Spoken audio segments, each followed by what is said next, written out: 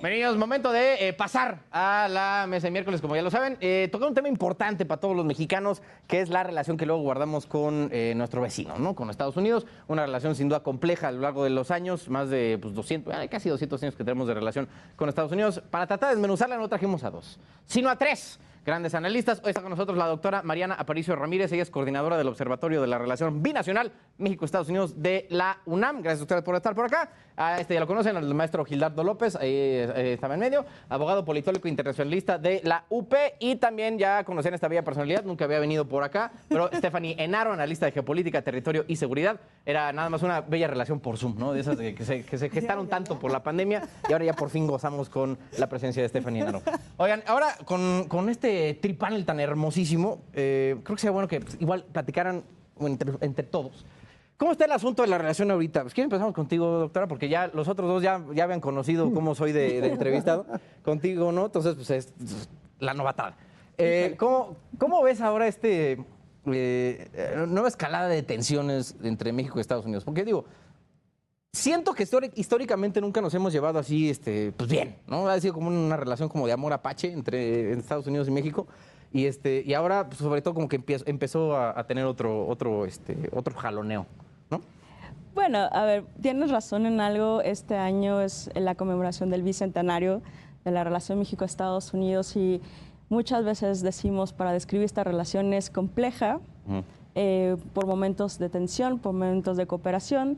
Depende mucho los jefes de gobierno, pero también las estructuras institucionales. Afortunadamente, en esta compleja relación, las estructuras, ¿no?, burocráticas funcionan de alguna forma. Pero lo que hemos visto esta semana, desde la semana pasada, sí ha sido una escalada de violencia en dos temas que estuvieron a la cumbre de los tres amigos, ¿no? El fentanilo, que es un tema que le interesa muchísimo al presidente Biden.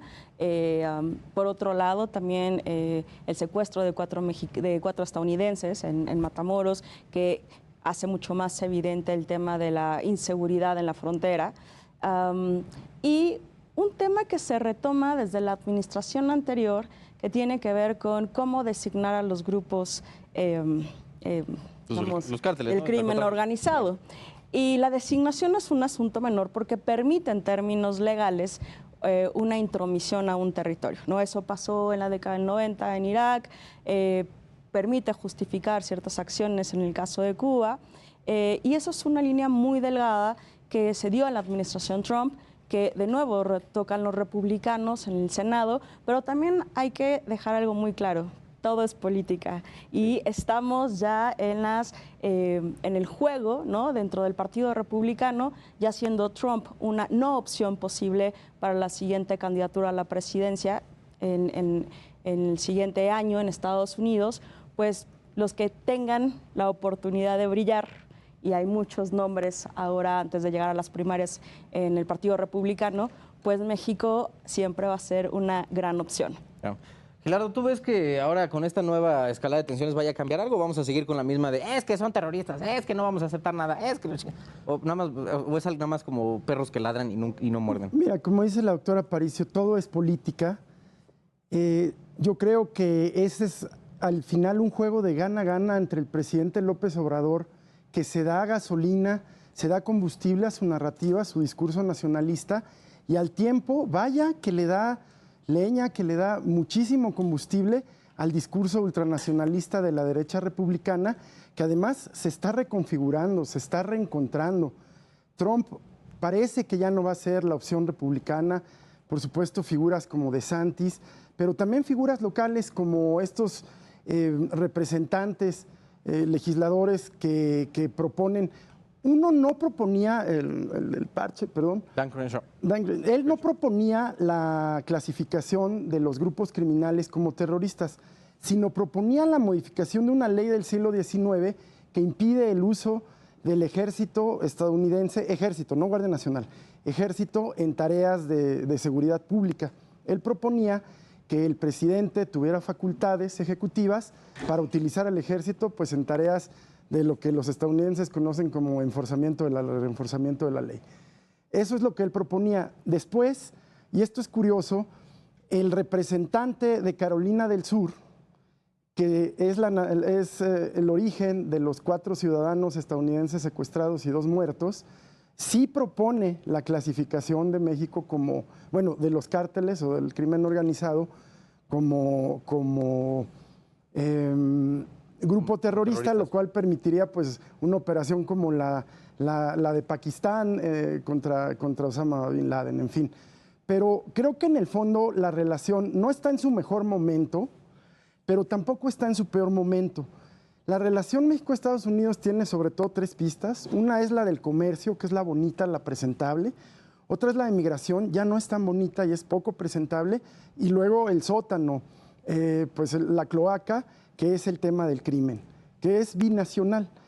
Fuera de eso está esta retórica que alimenta, por un lado, en este contexto electoral y preelectoral en ambos países, alimenta al republicanismo radical y, por supuesto, pues al siempre eficiente discurso nacionalista que el presidente López Obrador está enarbolando. Yeah.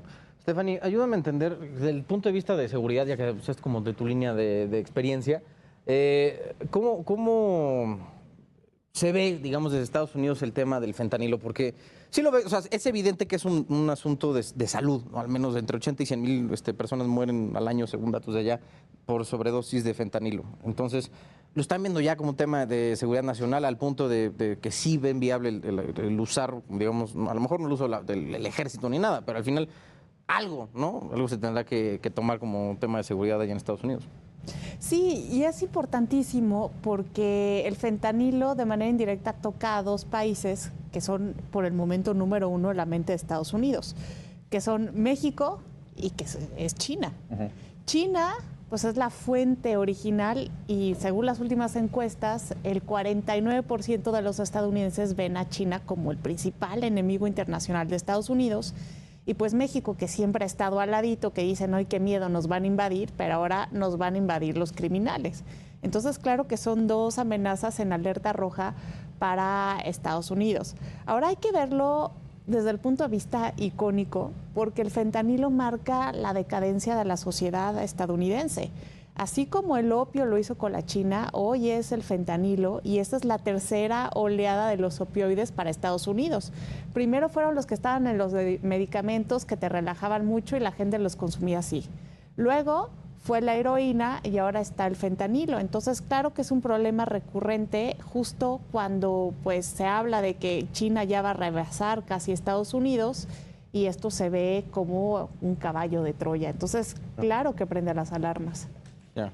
Y ya hasta se ha convertido en un tema electoral, ¿no, Mariana? O sea, porque sí, bien decía, sí, para empezar, ¿sí crees que Trump no ya está haciendo pura alaraca? Pues de acuerdo a las últimas encuestas, todo parece indicar que ya no es una opción posible. Okay. Hay otras figuras que se están desarrollando, que tienen mucho más presencia, mucho más certidumbre. Hay que recordar que Trump le están imputando, ¿no?, el tema del Congreso, la toma del Congreso, la toma del Capitolio, por un lado, pero el otro lado también tiene distintos documentos clasificados, pero lo más importante para Estados Unidos es cuando no pagas impuestos, ¿no? Creo que ese es un tema. A un presidente o a un expresidente se le puede salvar de muchas cosas, hasta tener a un amante, ¿no?, dentro de la Casa Blanca, pero no que no pagues impuestos. Yo creo que en el caso que nos ocupa hoy, creo que hay una doble vía en la relación. Por un lado, Estados Unidos presiona con el tema de fentanilo como un tema de salud pública, pero por el otro lado no hay que dejar de lado que México tiene 2 demandas sobre prácticas negligentes a empresas armadoras, ¿no? De este lado, el gobierno mexicano le señala a Estados Unidos que gran parte del problema del crimen organizado tiene que ver con el tráfico de armas y las armas fantasma, que no es un asunto menor.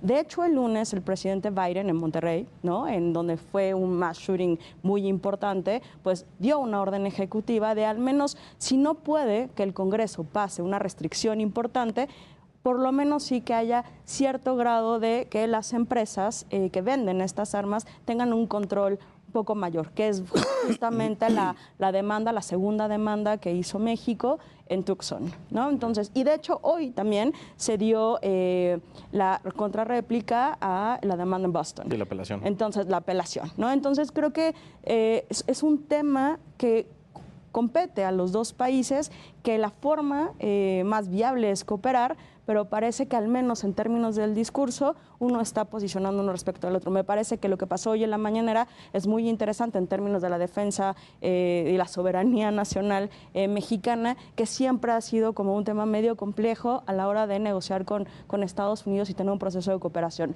Veamos qué pasa. En abril ya dijeron, ya se anunció que tanto el canciller Marcelo Ebrard como el secretario de Estado Antony Blinken van a tener una reunión, ¿no?, en el marco de del tema de seguridad en el Bicentenario, ¿no? Entonces, bueno, veamos. Creo que ahí hay formas de negociar. Sí, justo sobre el tema de las armas y de la droga, creo que ahí me gustaría una respuesta conjunta entre ustedes dos, Gildardo claro. y Stephanie. Tiene que ser algo que a los dos países le tenga que interesar, ¿no? Porque en una tienen que decir, o sea, sí, güey, yo me ocupo, o sea, de parte de México, sí, yo me ocupo del tema, o en teoría, ¿no?, del tema de las drogas, pero tú también metes el dedo tuyo para las armas, cabrón, porque aquí me están llegando una cantidad brutal de armas, también contando con cierta anuencia, ¿no?, de las aduanas mexicanas, pero pues, tiene que haber interés, ¿no?, de ambas partes. Por favor, doctora. Sí, claro que tiene que haber interés de ambas partes y de hecho en el acuerdo bicentenario se dijo que ambos países iban a trabajar de la mano en echarse la mano tanto en las armas como en las drogas. Y eso me parece muy bien, porque una relación... Suena muy bonito, Stephanie, pero es de dos. que se vea, ¿no? Pero fíjate que en este momento, por esta crisis de seguridad que estamos pasando, se está viendo. Tenemos que Biden dio su manita a torcer y ayer firmó una legislación que restringe más la venta de armas. Y hoy a la mañana el presidente López Obrador dijo, bueno, pues ya les voy a pedir el favor a los científicos de que ya tampoco pues tengan nada que ver con el fentanilo aquí para que ya no puedan importar lo que se necesita para hacerlo y que sea más difícil para los cárteles. Entonces esto nos habla de que hay intenciones de trabajar de una manera conjunta y es que esa es la otra relación bilateral, la relación bilateral que está marcada por la muerte, en donde por cada mexicano que muere por la violencia aquí, mueren 6 estadounidenses por sobredosis. Oh. No conocí ese dato, fíjate. Y este es el tema fentanilo, que efectivamente es mediático, muy mediático en este momento, porque es una crisis real, pero hay otros temas en los que Estados Unidos tiene intereses serios. Por ejemplo, el tema del maíz amarillo y el maíz transgénico. Es un tema electoral en los Estados Unidos. Ahí está el voto republicano del Mid-East y del Midwest, de estados que determinan, pues por lo menos una interna republicana y muy posiblemente al tiempo una elección presidencial. Está ese tema. Está el tema no resuelto del suministro eléctrico, de las reformas eléctricas de principios del año pasado, en donde las empresas estadounidenses pues siguen litigando lo que consideran derechos adquiridos. Es decir, hay una serie de intereses más estadounidenses que mexicanos que vienen a ser impulsados ahora con una crisis real, una crisis de seguridad, una crisis de consumo, una crisis de salud pública, pero que no puedes descontextualizar de todos estos intereses a los cuales está sirviendo el tema fentanilo. Marina, ¿ves que el Partido Republicano nada más por un tema electoral va a seguir como echándole gasolina al fuego entre México y Estados Unidos? A ver, yo creo que son temas que están en la agenda cotidiana, pero que en el momento de ir definiendo personalidades, ¿no?, y fortalezas para rumbo a las primarias, pues claramente el tema mexicano, seguridad, migración, Centroamérica, México, pues va a ser un tema recurrente, porque además las elecciones, no las del presidente Biden, aunque también, pero también durante la primera presidencia de Trump fue muy redituable. Me parece que la relación es compleja. Creo que al presidente Biden le ha tocado momentos bastante complejos. El tema de fentanilo forma parte de su propia historia como senador en Estados Unidos, también como vicepresidente durante la administración Obama. En el último State of the Union, ¿no?, tomó un gran tiempo muy importante en hacerse cargo, ¿no? Les decía a los congresistas, terminemos el trabajo no solamente en el tema del fentanilo, sino también de la inseguridad y también del tema de las armas y de las acciones en masa. Y sumado a otro tipo de temas de seguridad internacional, como es el caso de Putin, ¿no?, el caso de China, creo que es algo que los demócratas van a intentar utilizar también como palanca y como campaña, pero que ha sido parte recurrente de la administración Obama.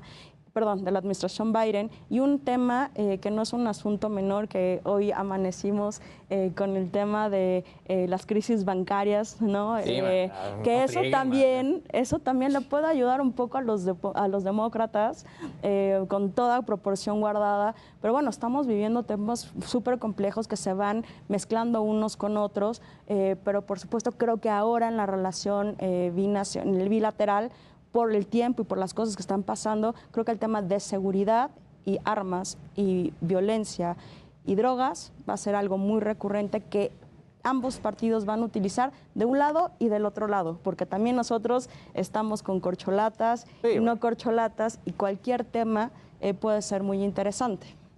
Stephanie, ¿ves cuál crees que sea el tema, digamos, más relevante en este momento, en este año y el que siga? Porque, digo, en los dos países se va a dar esa coincidencia de que tendremos renovación, ¿no?, de las presidencias. Digo, la nuestra va a ser un poco antes que la suya, pero al final, en algún punto dado, los dos países van a estar en campañas presidenciales simultáneas. Entonces, ¿qué ves que sea más preponderante en esas campañas? Digamos que tenemos temas de seguridad, económico o migración, o sea, ¿por dónde ves que vaya a ser los buenos trancazos? Yo creo que los temas se pueden unir en uno solo, que es el nacionalismo. Aquí lo vimos, por ejemplo, con el tuit del canciller Marcelo Ebrard de voy despegando hacia Washington, México será defendido, ¿no? Sí, sí. Y del otro lado van a decir, pues Estados Unidos será defendido. Y lo van a defender en migración, en violencia y en drogas. Y del mismo lado aquí, y regresamos a la retórica de López Portillo, ¿no?, donde cuando estaba con Reagan le dice, pues ya lo único que nos queda a los débiles contra los poderosos es el respeto, pues hay que luchar por el respeto, ¿no? Ahora sí regresamos a 1970. Entonces, el nacionalismo va a estar presente y nada hace que el nacionalismo mexicano se hinche tanto que algo que tenga que ver con Estados Unidos. Entonces, sí, ¿no? por sentirnos supuesto, avasallados, exacto, traicionados. exacto. Es decir, vamos a recuperar la dignidad porque no podemos recuperar la mitad del territorio, ¿no? Sí, claro. Sí, ya está un poco complicado. Ya la mayoría ya hablan inglés, entonces ya está canijo. Pero bueno, entonces, Y del lado de Estados Unidos, pues lo mismo con México, porque cuando la economía va mal, cuando hay un caos en el mundo, hay que encontrar un enemigo para que nos una. Entonces hay que unirnos en torno a ese enemigo y hay que echarle la culpa de lo que está mal. Es lo que ha pasado en la historia, porque acuérdate que los ciclos económicos predominan a los ciclos políticos. Bueno. Lardo, el tema económico, que vamos un poquito para allá porque justo tenemos el tema de los transgénicos que andan ahí litigando, también lo de la energía, ¿no?, de Pemex, Sí. Petróleos y demás, CFE, y Litio. ¿Perdón? Litio. El tema de litio, igual, muchas gracias. Y en una de esas sacaron igual, creo que esta semana, el nuevo etiquetado, ¿no?, para algunos productos que también, parece que estamos aquí como escalando y no sé, como abriendo diferentes frentes, al menos en el tema económico. Entonces, a ver, pues, ¿cómo vamos en eso, Gilardo? Justamente, pareciera mediáticamente que la relación se encuentra en un punto muy desgastado. Sin embargo, a nivel institucional, yo creo que cuando puede medirse el nivel de relación diplomática, política formal, es el nivel de comunicación formal que hay entre funcionarios. El presidente Biden, pues en el mejor o peor de los casos, queda en medio de una guerra dialéctica y discursiva entre el presidente y representantes republicanos, no como en el pasado, entre Trump y el presidente López Obrador, que bueno, pues ahí, como era una cuestión fuera de toda institucionalidad, era prácticamente pues un concurso de berrinches mutuos. Ahora, el presidente Biden, un político avesado, un político experimentado, pues... Sí, pues, a los 80 ya, sí, ¿verdad? la vida ahí, no, pero además es un político de toda su vida. Sí, claro. Además de esos 80 creo que ha pasado... Creo que hasta ahí 78. videos ¿no? de él así, en el Senado en blanco y negro. Sí, mano, man. Entonces, con toda esa experiencia, pues él contiene políticamente esto que es discurso, retórica. Queda en medio, por ahí le trata de sacar un poco de raja. Y a nivel económico, sin embargo, pues existe por un lado una necesidad en las cadenas de suministro estadounidenses y por otro una necesidad de pertenecer y participar de esas cadenas de suministro, el nearshoring famoso aquí en México. Entonces se dan las condiciones y yo diría que a pesar de toda esta retórica, el tema económico sigue avanzando por una codependencia, así como se oye, una codependencia económica, social, hasta política entre ambos países. Ya es muy difícil y, como decían la doctora, es estratégico ya que esas cadenas de suministro, primero, no le queden tan lejos y luego no estén en casa del enemigo. En casa del vecino con el que estás peleado, tienes la llave de agua. Pues tienes que traerla cerca. Entonces, el plano económico sigue adelante. El superpeso se fortaleció justamente por razones ajenas al gobierno mexicano, pero que sí tienen que ver con la economía internacional. Bueno, a ver, necesitamos ir a un cortesío muy rápido, doctora. Ya lo veo con ganas, ¿no? De entrar al tema económico igual. Ya lo sé. Ya no me lo tienen que decir. No nos conocemos apenas, pero ya sé. Vamos a ir a un corte, mi niño. Regresamos con esta mesa de miércoles sobre la relación bilateral entre México y Estados Unidos.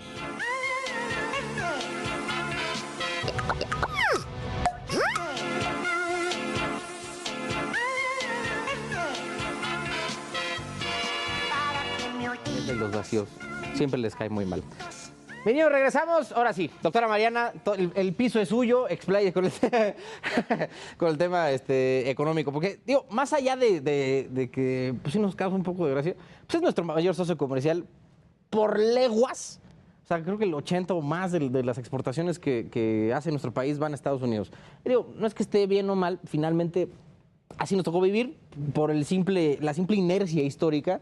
Nos fuimos como integrando cada vez más, como decía Gildardo, pues ya casi irremediablemente estamos interconectados uno con el otro y pues eso nos hace ser casi corresponsables, ¿no? De lo que le pase a un país a otro.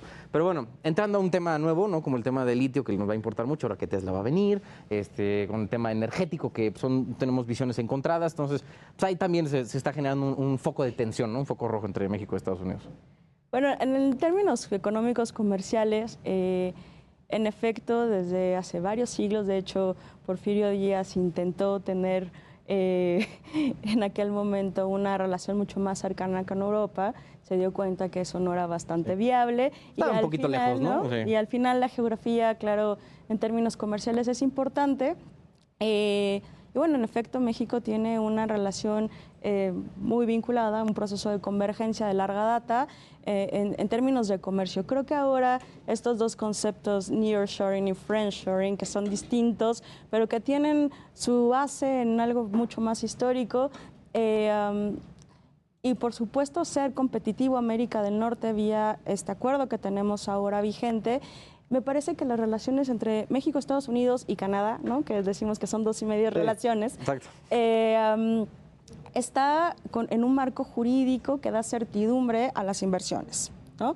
Y tenemos un panel de solución de controversias que podemos llamar a consultas primero, después de pláticas, y si no, nos vamos a solucionar las controversias. Eso fue el Telecán en su momento. El Telecán, como instrumento político, fue una forma de que independientemente el signo partidista que llegara al poder en México, se mantuvieran las relaciones de una forma más o menos estable, con reglas muy claras, como es también ser parte de un organismo internacional como la OMC. El TEMEC hace exactamente lo mismo con dos variedades muy interesantes. Acuérdense que el TEMEC es el primer acuerdo que hace Estados Unidos, donde incorpora asuntos políticos dentro del acuerdo. Uno tiene que ver con un acuerdo de libre comercio con una nueva economía de mercado, y el otro, y es el más importante y creo que es los que nos interesa para los siguientes años, tiene que ver con la cláusula de finalización del acuerdo. Eso no pasaba con los acuerdos discriminatorios.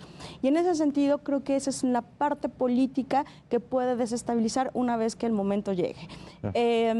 Por lo tanto, en términos de cuestión energética, fentanilo, medio ambiente o cualquier otra cuestión que esté dentro del marco comercial y económico que esté acobijado por el TEMEC, hay mecanismos institucionales, ¿no?, propios del acuerdo en donde se puedan resolver esas diferencias. Eso en términos, digamos, legales, institucionales. Ahora, en la cuestión política y en el discurso político puede ser muy interesante el juego porque, ¿no?, apelando al nacionalismo mexicano, que ya lo hemos vivido, a una serie de negociaciones, de idas y vueltas. Al final, me parece que en términos de cómo está el mundo en el mundo y la competitividad con los países no de mercado, por un lado, pero por otro lado, otros procesos de integración económica, por supuesto que tanto Estados Unidos como México y Canadá es de absoluto interés dirimir estas controversias, es decir, zanjar algún tipo de de fricción que hay en ese sentido, y pueden ser por mecanismos de cooperación, pero también de coerción. Y ahí entran otros temas. De nuevo, el comercio podemos verlo como casi un triángulo de intereses. La migración, la seguridad y el comercio están estrechamente relacionados a la hora de negociar temas. Y un ejemplo muy fácil, no sé si se acuerdan cuando Trump amenazó con imponer aranceles, ¿no? Violando el acuerdo, ¿no?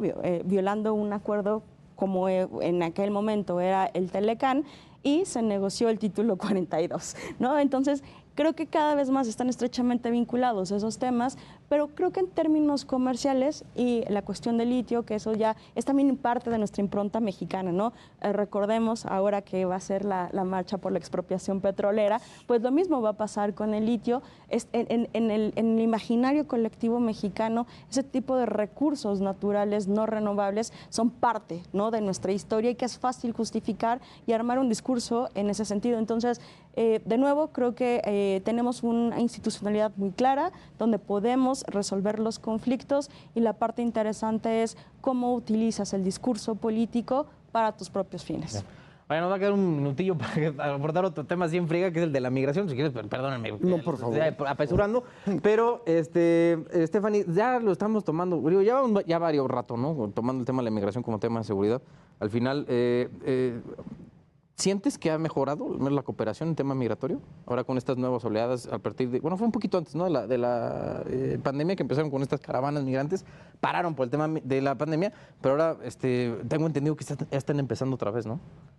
Sí mejoró, porque incluso cuando vino Biden a la cumbre de los 3 amigos fue una de las cosas que él marcó como prioritarias y lo que habló en privado con el presidente López Obrador. Pero queda claro que esto no se va a detener, primero porque hay muchas cosas que está haciendo que la gente deje sus casas. La pérdida de libertades en el sur del continente, cada vez hay más dictaduras, no mejora la economía, la violencia tiene muchos desplazados, y aquí pues, estamos en una crisis de seguridad ligada con la violencia. Entonces esto nos habla de que la migración pues podría aumentar un poco más en los próximos meses, y que también va a ser un tema de campaña. Ya. Gerardo, rápido. El comentarito así como de migración. El presidente no toma en cuenta que con estos comentarios también lo que hace es generar un anticuerpo social, es decir, una actitud de rechazo hacia los mexicanos que viven en los Estados Unidos, legales o ilegales. Y al tiempo, esta amenaza de que los voy a llamar a votar contra ese partido es inocua, porque el número de ciudadanos mexicanos que podrían votar allá, ciudadanos mexico-estadounidenses o estadounidenses, generalmente es voto demócrata muy claro, pero el voto mexico-estadounidense de Texas o del sur de la Florida es absolutamente un voto republicano. Entonces, insisto, lo que está haciendo este discurso es acentuar el sentimiento antimexicano allá, que entre otras cosas envía las remesas que él tanto orgullo le da presumir. Presume, ¿no? Sí. ¿Debida o indebidamente? Pues, La ya se ha neta, dicho. yo me separo un poco de presumir, Yo también. de hacer caravana con sombrero ajeno, ¿no? Pero bueno. Muchas gracias a los tres. La doctora Mariana Aparicio Ramírez, coordinadora del Centro de Estudios de la Relación Bilateral entre México y Estados Unidos. El de Gildardo ya lo conocemos de hace mucho rato, ¿no?, de la UP. Y Stephanie Enaro, también especialista en temas de internacionales y de seguridad nacional. Gracias a los tres por haber estado aquí en esta bella, hermosa mesa de miércoles, mis niños.